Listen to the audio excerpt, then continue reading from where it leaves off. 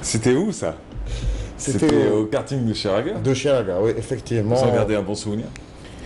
Un très bon souvenir et je peux vous dire qu'on va rééditer l'expérience. Vous avez vécu un bon moment, quoi.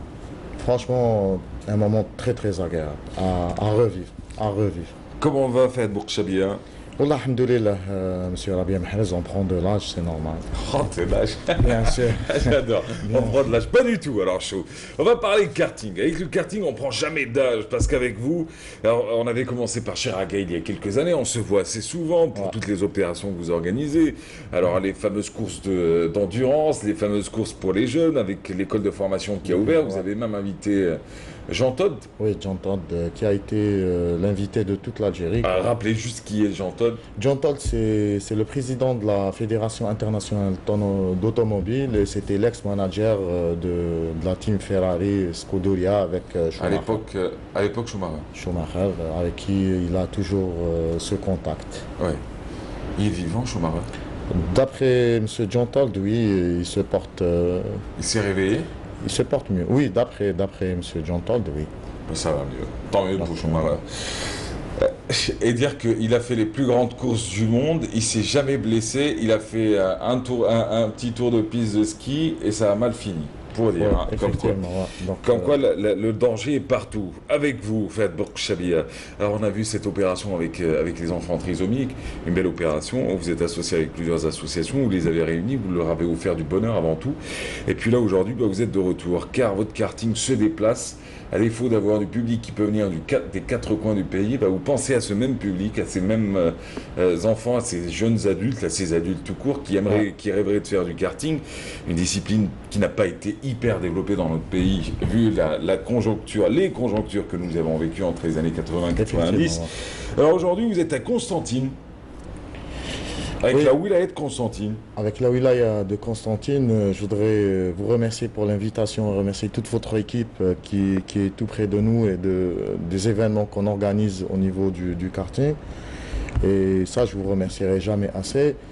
Et pour rajouter de l'eau à votre moulin, c'est que c'est un karting mobile. Je veux dire qu'il n'est pas à son premier déplacement. Je veux dire, on a fait déjà Oran, Tlemcen, Mstaghanem, Moustaghanem, Maskar, Tlemcen ville, puis Porcé.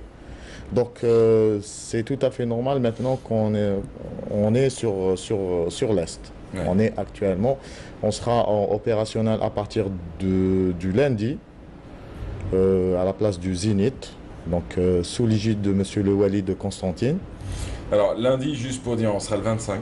Le 25, effectivement. C'est le 25 avril jusqu'au 15 mai. On sera jusqu'au 15 mai. 20 jours sur le terrain. Sur le terrain.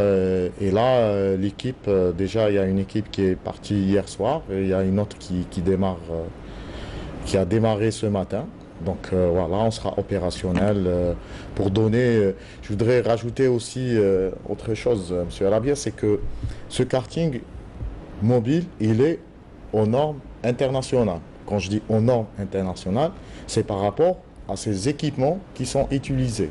Parce que les gens, ils ont tendance à dire, oui, c'est pas la première fois qu'un karting se déplace, mais je peux dire et je peux assurer que c'est le premier karting en Algérie, aux normes internationales, qui se déplace. Oui. Donc, c'est des équipements qu'on peut voir ou retracer leur traçabilité. Je veux dire, on peut se rendre compte que c'est des équipements. Constantine, au niveau du Zénith, c'est au niveau de la salle Ahmed Bey, c'est ça? Effectivement. C'est juste à côté. C'est juste à côté. Alors, pour ouvrir la parenthèse, après Constantine, capitale de la culture arabe, c'est Constantine, capitale du karting. Oui, vous savez, un jour, c'est un peu ça. Ouais, vous savez, c'était un long débat par rapport à cette discipline-là.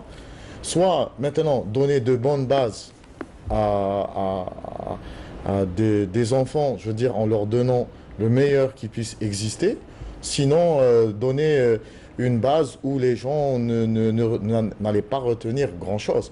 Je veux dire, quand vous donnez à un enfant du matériel aux normes, je veux dire que lui-même, il va s'adapter à ce matériel et automatiquement, ça va se percuter c'est normal. Le premier indice, c'est la prévention routière. Je veux dire, nous, si on fait ça, Et vous l'avez toujours dit, les conducteurs de karting de maintenant qui peuvent avoir entre 7 et 15 ans sont les futurs conducteurs de demain. Et on peut commencer déjà la prévention routière dès cette discipline-là. Bien sûr, mais quand vous mettez à sa disposition des équipements aux normes internationales, l'enfant, je veux dire qu'il absorbe, c'est comme une éponge, il se rend compte que c'est des équipements qui ont chaque équipement a son emplacement. Je veux dire, le fait d'avoir un arceau arrière et une ceinture de sécurité, c'est déjà, je veux dire, un bon pas.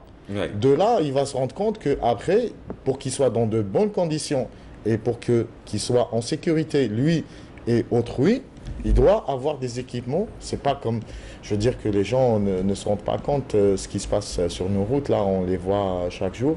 Bon, c'est vrai que c'est un sujet qui va nous prendre peut-être toute une journée ou peut-être des mois d'en parler. Mais effectivement, tout le monde s'attaque à ce fléau. Ouais. Mais je le redis, c'est une bonne chose qu'il y ait du karting à Constantine. Et bientôt, il va se déplacer sur d'autres wilayas. Nous avons Bdjaya, nous avons Steph. Il y a aussi une proposition sur Annaba. Malheureusement, sur le terrain, je veux dire, l'emplacement, il n'était pas adéquat pour sensibiliser un petit peu ces enfants-là qui allaient être les premiers, je veux dire, à avoir un engouement sur C'est quoi, Annaba, l'endroit ne vous plaisait pas? L'emplacement qui nous a été proposé, il n'était pas, je veux dire, que nous, c'est vrai, la première des choses, c'est l'emplacement. Ouais. Je veux dire, si on veut donner une bonne base, il faut qu'il y ait un bon emplacement. Et de là, tout est... Quand vous dites bon emplacement, ça veut dire quoi? Vous savez, quand vous installez un karting mobile, il y a des normes. Il y a un minimum, il y a un maximum. Et en plus de ça, l'environnement adéquat, il faut qu'il soit...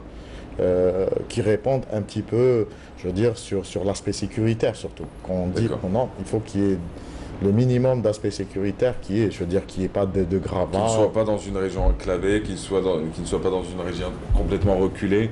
Effectivement aussi, c'est important. Mais pourtant, vous avez prouvé qu'en étant installé à Chiraga Ouest, enfin à Chiraga, donc sur la partie ouest de la capitale, et vous avez pu vous imposer comme meilleur karting de la capitale. Je veux dire, c'est pas en fin de compte une question que de lieu. Oui, c'est pas... Nous, d'ici, avant la fin de l'été, on sera avec la deuxième piste qui sera opérationnelle sur Tipaza. On n'a rien à cacher, nous.